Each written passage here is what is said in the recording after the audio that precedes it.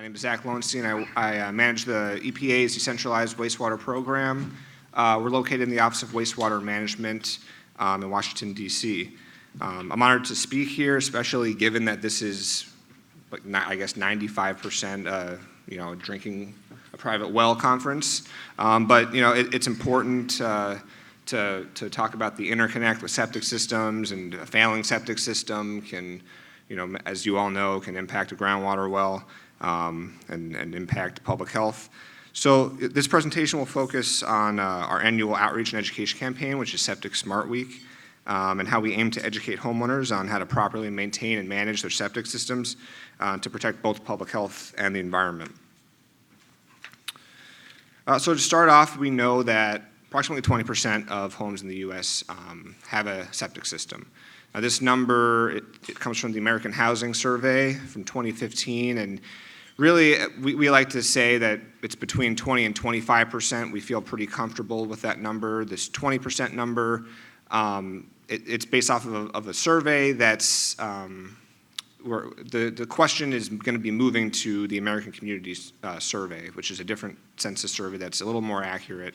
And so we feel that the number, 20% number, might be a little lower than what is accurate, but we feel pretty comfortable with 25%. And we know that decentralized systems can provide the same level of treatment as being connected to a wastewater treatment plant or similar, centralized sewer. There are a lot of more negative connotations, I guess, with it, but that's sort of one of the things that our program aims, is to educate people on, these really are feasible in rural areas, and they're more feasible in areas where you can't, run an expensive pipe out. So the goal of our program is to provide small, rural, and low-income communities with the tools, technology, and financing options to address immediate and long-term decentralized wastewater needs. And I'll talk on the next slide here about how we can achieve that goal and how we work towards it. So one of the big things that I want to talk about, one of the tools that we have, is a memorandum of understanding, a partnership. It's called the Decentralized Wastewater MOU Partnership. And really, this partnership works collaboratively together to encourage proper management of septic systems nationwide and protecting public health and water resources. The partnership connects kind of the key players in the field. A lot of people here, actually, we are some of our partners. We have RCAP as a primary partner, so obviously RCAP has a big presence here. NEHA, we have someone here from NEHA. We also work with USDA and IHS, so they're not official MOU partners at this point, but we hope to bring them on board by the 2020 renewal. So we also, the partnership, what it does is really, we utilize them to ensure that what we're working on is relevant. We don't want to just sit at our desks at EPA in DC and decide, oh, this is what people need for education tools for their septic systems. Since we're non-regulatory, we're really focusing on education ideas and outreach tools. So our partners, we rely on them to help us. They're really the ones on the ground. This goes from the local health departments all the way up to the national level. They also take part in webinars. We do quarterly webinars, so different types of education opportunities. And they really volunteer their times to work with us and ensure that everything that we're doing is relevant at the national level down to the local level.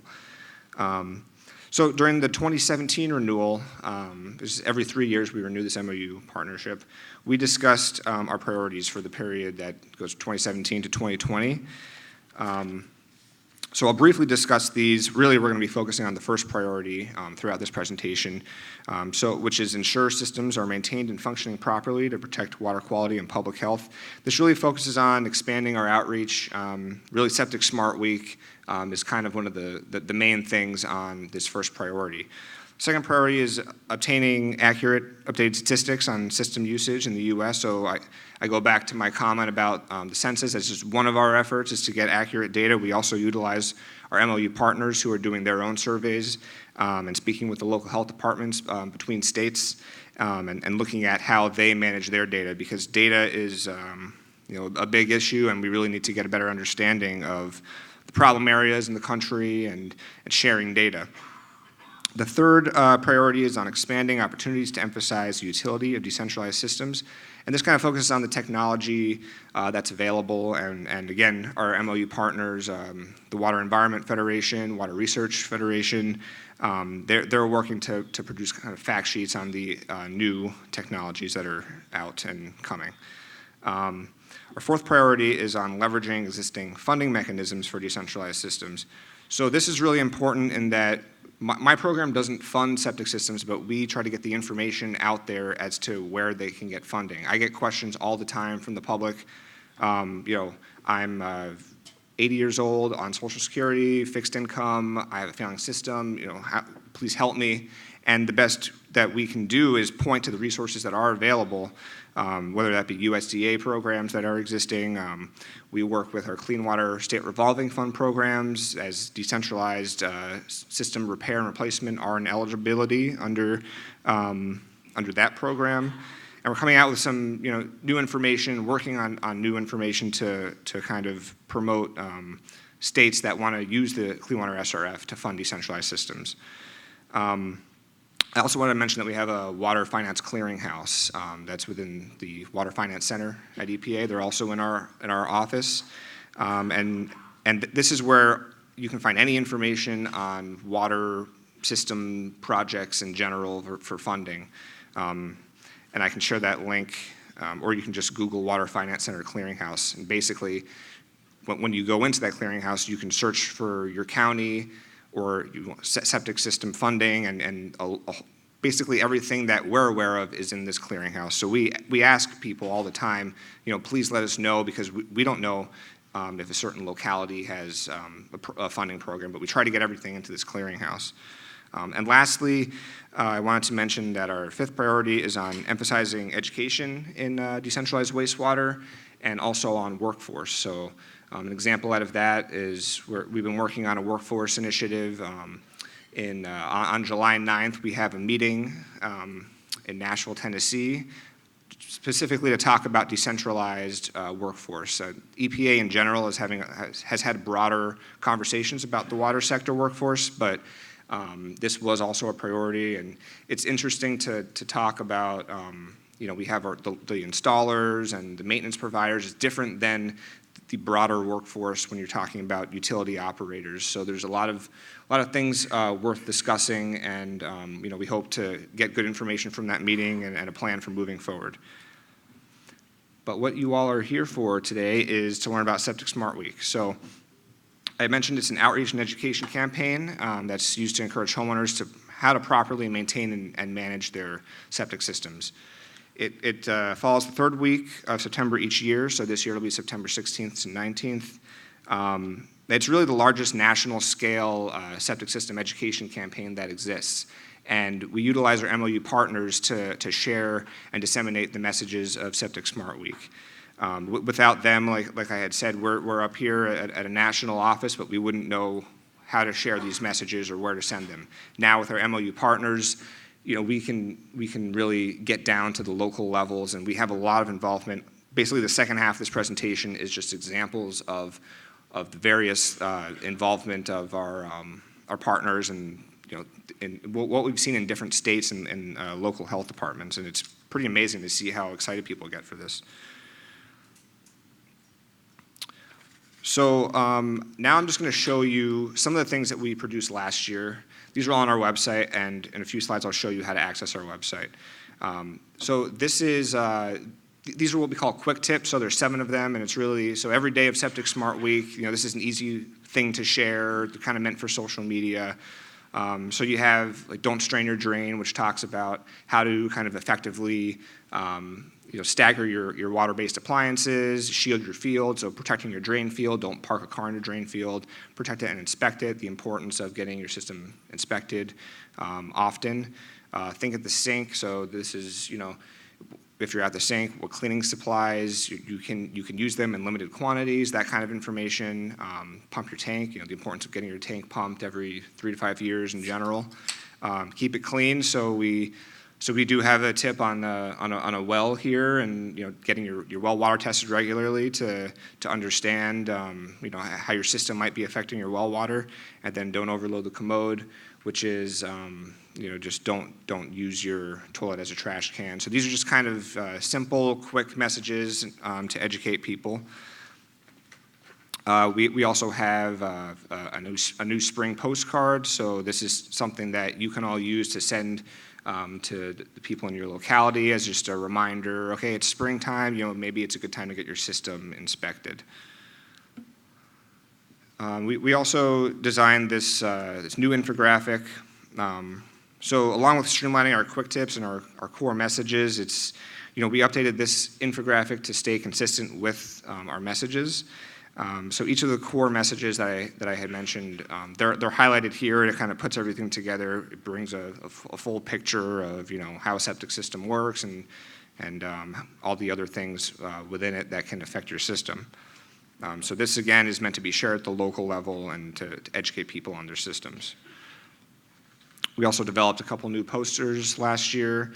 The one on the left focuses on more commercial kitchens and in rural areas that are on septic systems. So this is meant to for people to print and put up and in front of their sinks or in their kitchens in general, at a restaurant and what they can and can't put down the drain. And similarly on the right, we have kind of for rural restrooms that are on septic systems. Maybe someone's passing by a rest stop. They have no idea if the septic system is not ever on their mind. Maybe they're from a major city, and just to help people be aware so that the systems aren't damaged by people that just putting whatever they want down the drains. Last year we also developed new graphics on the various types of septic systems that exist. We made a new septic systems finance learning module, and half of it really talks about how septic systems work and the design and inspection and kind of all those things about septic systems, but it's housed in that water finance clearinghouse that I mentioned, and with the last part of it being focused on finance. And I encourage you all to take a look at that learning module. But in developing that module, we realized there are no graphics that are consistent online or within EPA manuals on the different types of septic systems. So we created these new graphics last year. You see, these are just some examples. I think we created 10 of them. So on the different types of systems, you see a constructed wetland in the front, and behind it kind of a cluster system, the chamber system behind that, and then the one with just a septic tank and what that looks like. So, and these are all on our website. And then we also translated a number of our documents into Spanish last year. We had heard from a number of local health departments with a lot of Spanish-speaking people that this was a need. So really, I just can't reiterate enough that the things that we do and the products that we create are really, we want to hear from you all, from the people that we talk to, from our partners, and we have the ability to make these outreach products so that you don't have to. And you can just use what we make, and you can share them and customize them however you want. So all those materials we worked on last year. They're on our website. And I'll just give you a quick 2-second overview of our website. So just go to epa.gov/septic. That's in the red circle. And then you click on where it says View and Download Other Outreach Tools. And then it takes you to the Septic Systems Outreach Toolkit.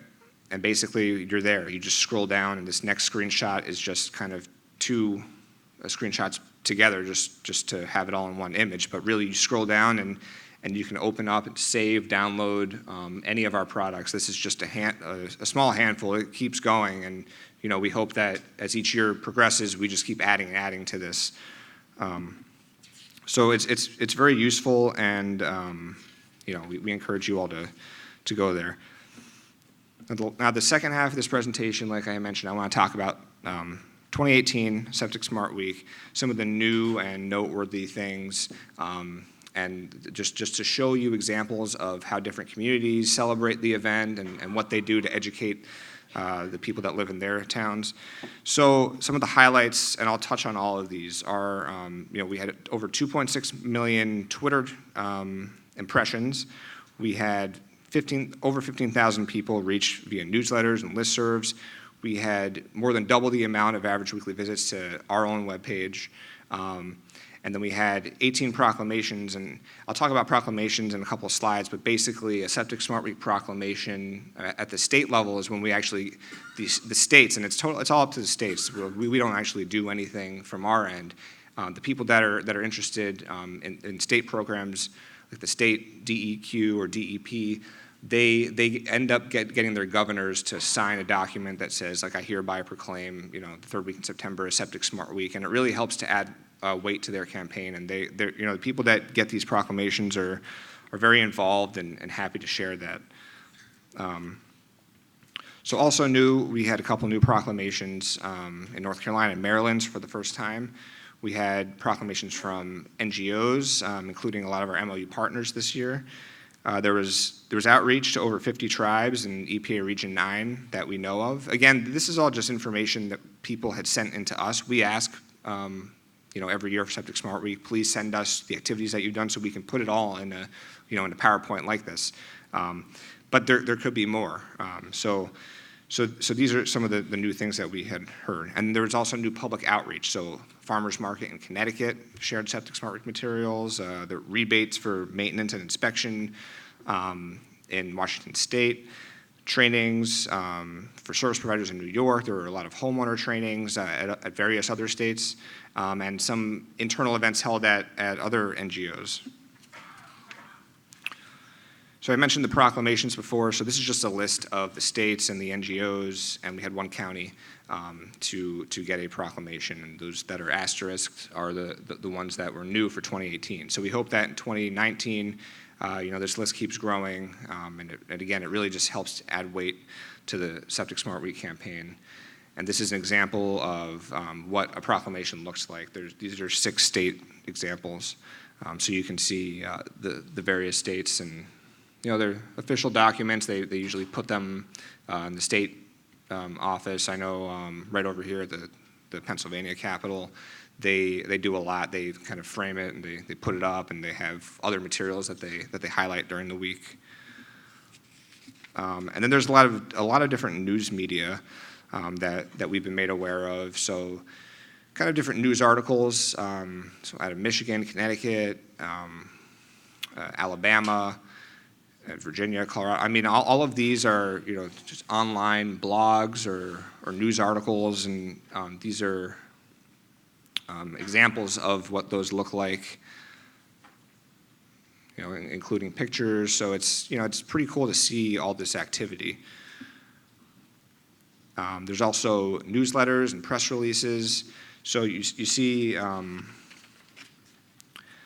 just a lot of different states that issue press releases and newsletters and localities, so some counties or watersheds. And then our MOU partners, of course, we had the CDC, the National Association of Wastewater Technicians, the Association of State and Territorial Health Officials, RCAP, NEHA, WRF. So all of these organizations, they wrote a press release and put it kind of front and center on their websites too. Some other examples of local media on the left is just a screenshot of a news interview in Vermont. On the right, example from a Washington radio station. And then a lot of different videos on YouTube. So the University of Vermont Extension Program, they created this great video really focusing on certain Lake Carmi in Vermont and how the septic systems can impact the surface waters. So this video is on YouTube, and they talk about Septic Smart Week, and they air it during Septic Smart Week. So it just it helps put all these things together. This Michigan Department of Environmental Quality video, if I had a link to if we could go live on the internet, I would. Yeah, it is. But I would have loved to show it to you all here. It's 1 minute long, and it really is just a great way to highlight at the homeowner level, what a septic system is and how people might be impacted. So I would recommend looking that up too. We have even more videos, another video from Vermont, and then this cartoon, which you can't really see here, but this is the second year that Vermont has done a cartoon for Septic Smart Week, and they just, some states just really love it, and they just celebrate it, and it's awesome to see. There've also been different banners, even banners just over the roadway, tables, signs. Septic Sam, you see his logo everywhere. He's just kind of like the mascot of Septic Smart Week. People love Septic Sam. And then there are also a lot of different training courses and different counties and communities. They put these on during Septic Smart Week as well. So in Georgia, various counties in Washington, Arkansas, Michigan, California, New York. These ranged from trainings for providers to homeowners. And the homeowner ones are really important in that people get out of their homes and they have a community event, and they can understand kind of, okay, so I have a septic system. For one, many people don't even know that they have a septic system. So these trainings can really help the community get together and get an understanding of, one, okay, I have a septic system, and what is a septic system, and maybe I need to be treating my waste differently because of that. So I just wanted to spotlight a few trainings in Washington State. We had one county, Whatcom County, they had a free septic maintenance training and inspection coupons available to attendees. So, for one, this gets people out there to get training, and then people who attend, they get a coupon for a discount on their service. So not only do they understand, okay, maybe I should have my system inspected, they also get a financial incentive for it. Two other counties, Clallam and Skagit County, they offered 3 free septic maintenance sessions, and they have online classes. And you see some of these examples of feedback. This was enormously helpful. I know 100% more about my system than I did when I arrived. So that kind of, someone knows 100% more about their system, that kind of leads me to believe that they didn't even know that they had a septic system. If it's that helpful, and they really gain an understanding. There's another outreach in New York. There was a training from actually a private company, and they provided free training, and they also included credit hours on system design, installation, treatment process. This is something that was totally voluntarily done by a private company, and they shared all their materials at an outreach festival. And then there's just, I mentioned that people love Septic Smart Week. So there's a lot of just fun community outreach. There's the Game of Thrones, which I haven't watched the finale, so don't spoil it for me. But, you see a toilet, and it's kind of like a beanbag toss game. On the right, it's a similar situation. Out of Vermont actually did this one on the right. With you have a toilet, and then different bean bags with different things on the bean bags. You throw one thing in the trash, one thing in the toilet, one thing you recycle or compost. So these are kind of fun events, but they really do help educate people. And on the bottom there, it's again the Vermont Department of Environmental Conservation staff. One of them is holding up their proclamation, and they all have kind of the swag, Septic Smart swag. The poop emoji hat, that's popular too. Yeah, it's very popular. So now I want to just talk about outlets for messaging. Obviously, our webpage, this is where all of the information is housed. So go there and get any material you want, and you can use it however you want. We also have a Septic Smart social media toolkit that we have developed with the MOU partners, and this really people love this because they don't have to do anything. We developed this, and there's just suggested social media posts, Facebook posts. There's images. There's kind of a template press release, blogs, like anything you can imagine. you can find it here, and it's not online, but I can send it out to whoever would like it. And if it makes it very easy for people to kind of get ideas for Septic Smart Week and how they can celebrate it in their communities.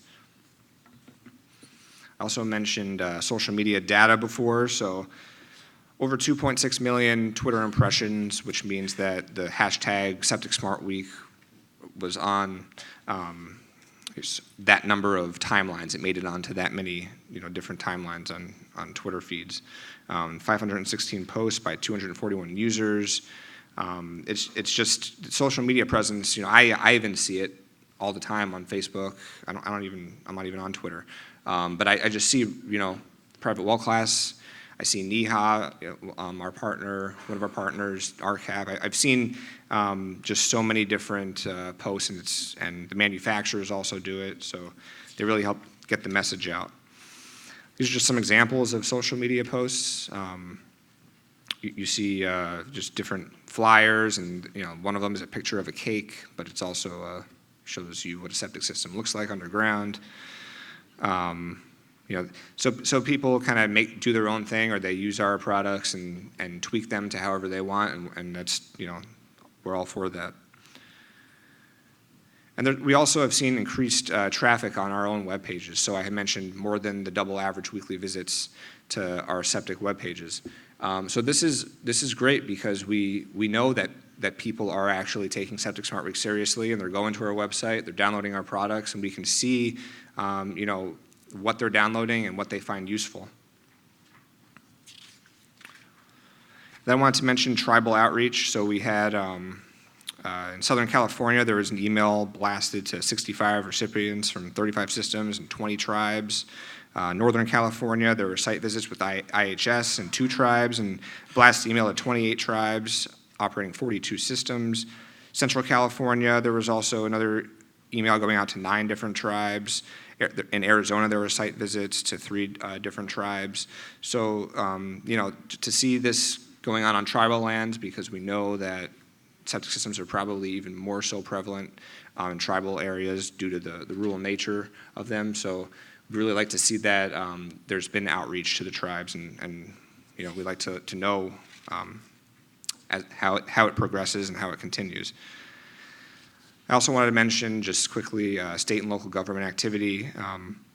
The Virginia Department of Health, they had an article in a local newspaper. Cobb County, Georgia, they had a lunch and learn session. They actually had a webinar that I recently became aware of on Septic Smart Week. There were 8,000 owners that were behind on inspections in Clallam County, Washington. A mailing went out for them. Missouri Department of Natural Resources, they used our posters. They hung them up at state parks so that the rural bathrooms one came in use for them. And Pennsylvania DEP, like I had said, they have display tables in the state capitol all week. So before I conclude, this is a save the date for Septic Smart Week 2019. We're actively working on new products, and we look forward to getting them out in time for Septic Smart Week. We're working on some videos, so taking the quick tips and making a short video series. We're also working on kind of rental property guidance. We've heard from people at different, last year actually I attended a conference and someone brought this up, that they had a vacation property in the Grand Canyon area, and there's a lot of issues with overuse of their system, packing 20 people into a house. So, we take that information that we hear, and we're coming out with material that might help the situation. So those are some of the things that we're working on. I'm probably out of time for questions. Nope, we can ask a couple questions. Okay. The most important one is going to be the first one. You're going to really like it when it comes up. Or I can I get a cookie? Amazon. Amazon, okay. Amazon. So how do you evaluate the impact and effectiveness of Septic Smart Week? As you said, it was mostly people sending stuff back to you and letting you know what's going on? Yeah, so we look up, we have our social media presence. We look up online data, visits to our website, and we just evaluate based on what people send us. So we really, like Proclamations, for example, the number was a little bit down last year compared to the year before that. So we know that, we don't know why that was, but we know that that was the case. So how do we work on amping that back up and getting information out for that? Yeah, so really, we rely on people who do their events and let us know what they're doing so that we know who to target in the future. So then the next question says, since the US EPA has done all this for septic system education, has there been any consideration to expand the private education the same way? I'm assuming you mean private well education, and I would say you need to be aware of the work that's being done through our program and what private well class is for one, because that's all funded by EPA as well. But, Right. yeah. And there's also, the Office of Groundwater and Drinking Water, I'm sure you work with them a lot. Yeah, I'm sure they're doing a lot of work. I'm not really involved with, what they're doing, but I would definitely go to their website, and they probably have a lot of different tools. Yeah. And I mean, the situation at EPA is such that there's an Office of Groundwater Drinking Water and there's an Office of Wastewater Management. And so they're really separate groups. And Zach's in the wastewater management group. So last question. Where can, I'm going to do the one that was below because it was there. Where can we get the content for Septic Smart homeowner trainings? So this would be at the local level. We don't actually have the content for those individual trainings. We're told about them. So, I mean, it could be a matter of I reach out to them and I ask them for their slides or something like that. And if you're interested, whoever asked that question, send me an email and I could try to get that information for you. And I did want to mention we have Septic Smart Week kits. Those are the things that were on the tables outside. I think they're probably all gone by now, but if you couldn't grab one, go to our website and print off, use whatever you want. Or let us know. Because one thing Zach didn't mention is the Septic Smart website, or the Septic, US EPA/Septic, has a ton of resources, not only for Septic Smart Week, but to give to septic owners, and there's a lot more information there than he had time to talk about today. Yeah, there's a lot. All right, thank you. All right, thanks.